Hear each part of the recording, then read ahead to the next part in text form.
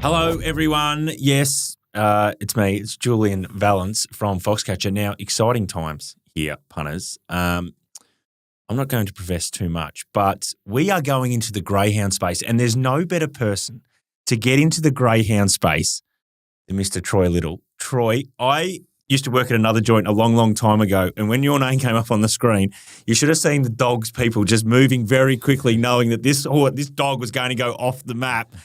It is fantastic to have you part of the Foxcatcher team. Welcome. Thanks, Jules. Good to be here. Yeah. So for the punters out there that don't know, Troy, you are a Greyhound jet in terms of punting.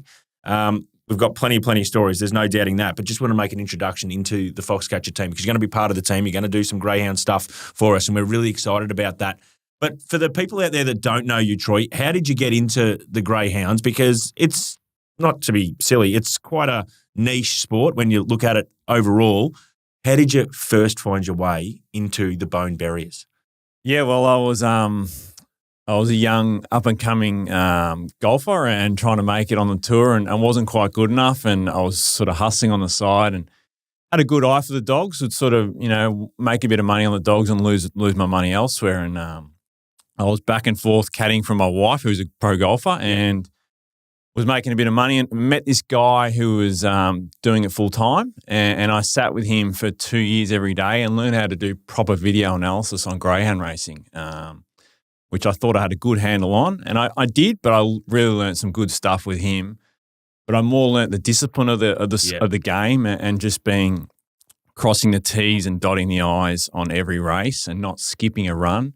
Greyhounds run maybe every 3 or 4 days. Yeah. So you can't, if you have a week and a half off, you might have missed 2 runs. Yeah. You see that dog in 10 days later and you're like, oh, that dog's going good. But last week at Horsham, it went terrible. Yeah. So you can't miss a run. I learned that early on. You can't, there's no cheating your way to $1. Yeah. You can't miss a beat. So he put some good stuff in me and I've got a good work ethic and we just got a good process in place, So I start off by mapping a race. I've got a database that transfers time. So in greyhound racing, you might get a time at Sandown might be 29.50. So I've transferred that into a number. Yep. Just to simplify it down. So every dog's got a number, and for their speed rating for the first 5 seconds, and then an overall rating for how quickly they run for the whole race. Yep. So just breaking it down a little bit, having some simplified numbers, putting them against each other, and then go, right, how's this race going to be run? Yeah. Okay, can you run this rating today off this box draw? No, you can't. You're going to get knocked down. So that's how I do the form. Great. It's fascinating, to be honest. I could sit here all day. In terms of that, when you say you go through and you map, and then what's the next process of that? Are you pricing every dog as well, or are you just like pricing the ones that you want to think that are in the mix, or do you price every dog in every race? I price if I do a map and a race is like this, so dogs from inside are going out and dogs from outside are going in, and it looks complete carnage. Yep. And I can't sort of get a gauge on what rating they're going to run. I'll basically throw the race nearly in the bin. Okay. Yeah. Because it's too hard to put a price on that. Yep. You don't know. They could be ricocheting everywhere. Yep. You just don't know. But when there's a setup of a dog drawn maybe in 5 and 6, going left, putting pressure on those inside dogs, and you know that 6, 7, and 8 are going to get clear air and they're going okay and they're happy out there, okay, I'm happy to get involved here, happy to price up this race properly and go from there. How many, when you talk about, because there are so many dogs races, there is no doubt, and they run a lot. Are you doing specific states or are you going everywhere? What's sort of your go-to spot, and where's the spot where you go, I really thrive in this area? We only did Victoria ever. Yep. We started off doing sections, so we do Sale and Warragul, same pool of dogs. Yep. Do Warrnambool, Geelong, same pool of dogs. Do Bendigo and Shepparton, same pool of dogs. That's how we started off. Yep. Then I've sort of branched a bit. Once you get your handle on things and you know your trainers and you know you can sort of go, you can trace it all together. Yeah. At the moment, I'm sort of just doing all the city tracks and all my city data that goes elsewhere. So say if I have a dog that runs okay in a city race at Sandown and goes back to a graded race at Ballarat, it pops up on my screen, I'll go through that race. Yeah. There's a lot of myths in racing. But when I sit across from you, you're no myth. because you're actually real and what you do is real money. Yep. What did you turn a certain amount into $500,000, which I don't think has ever been done in the dog situation? And to the boys out, I think you did it with Little Birdie, and we're big friends of Scoot and those guys at Little Birdie. So shout out to those guys. Tell us the story of that, because this is real money. This is real. This is not just cloak and dagger stuff. Give us the story. Yeah, no, it was a good idea, and we thoroughly enjoyed it. I did it with a mate of mine, Paddy, who was punting back then, not now, and we got a pool together. And I think our starting bank was maybe 110,000. Yep. And we got on a roll. It was a Melbourne Cup night, and we got on a bit of a roll, and we were going okay. And then we had 40,000 on the yellow in the Melbourne Cup final hardstyle recap, $7. Straight to the front, hit the line, and we went bananas. Absolutely went bananas, and the YouTube screen was popping up, and people are going, "This is crazy, crazy!" Blah blah blah. We were winning sort of 300,000 or 400,000 coming to the last race, and Paddy and I liked the reserve in the last. Yeah. Well, let's keep the powder dry. It's big odds, $13. Right. So we had 1,000 on. I think we had. I don't know what we backed it to another 100 and something thousand with Tristan at Top Sport. Yeah. And sure enough, it sailed down the middle and got the money, and we turned 120 and I think into about 500. So outstanding.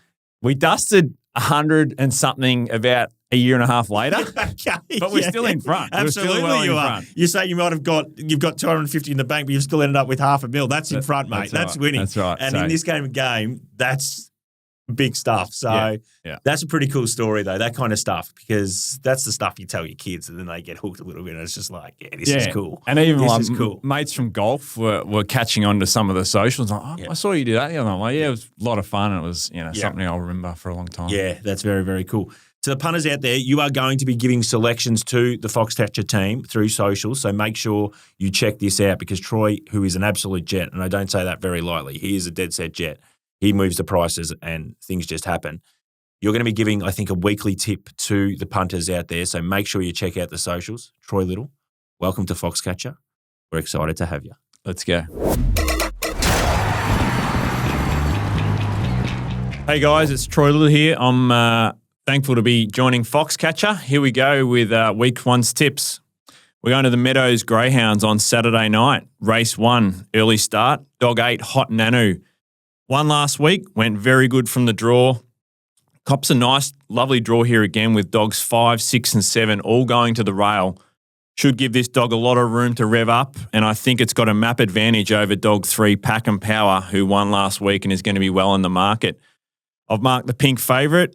I think it gets all the favours early, and if it gets in front of the 3 through the first turn, I think it'll be very hard to beat in this race. So happy to be with the pink. Let's hopefully we can get the punters off to a good start. Race 1, dog 8, Hot Nanu.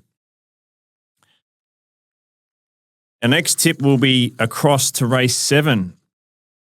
This will be more of a value sort of a selection for the night. Race 7, dog 8, Natalie Bale.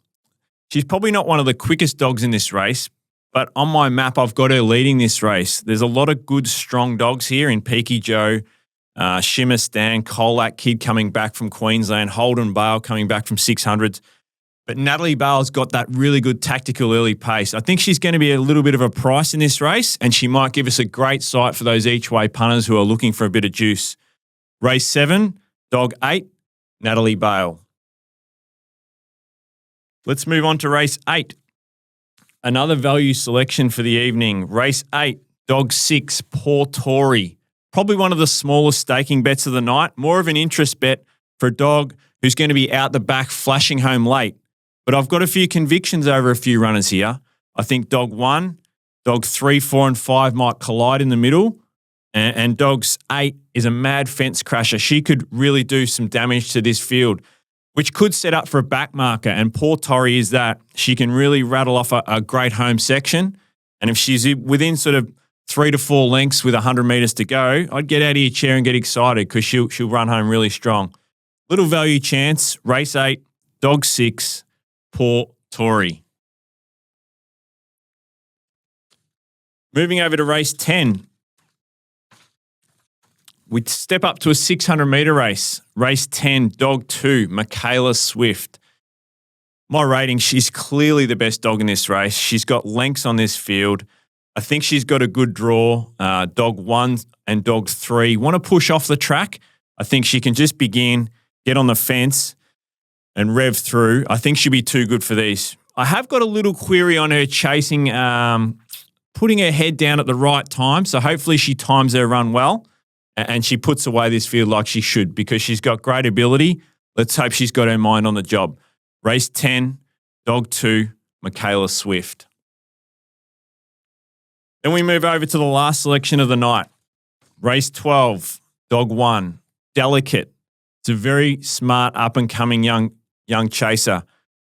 Scintillating time at Sandown. Has got beaten her last couple, but she's had excuses. I think she comes up with a lovely draw here. She's got Kensington Flyer in box 2 who steps to the right. Zipping Menage can run straight. There's some speed out wide here, but I think dogs 2 and 3 can run lovely cover for Delicate. I think she can posse up nice and close, third on the fence. If not lead, that'd be a bonus. And I think she can handle these. She's a dog on the way up with really good ability. Happy to take. She'll be shortish quote. I've marked her clear favourite here. Great box draw. Let's hope we can finish the night off with a winner. Race 12, dog 1, Delicate. Good luck, punters. What are you really gambling with? For free and confidential support, call the number on the screen or visit the website.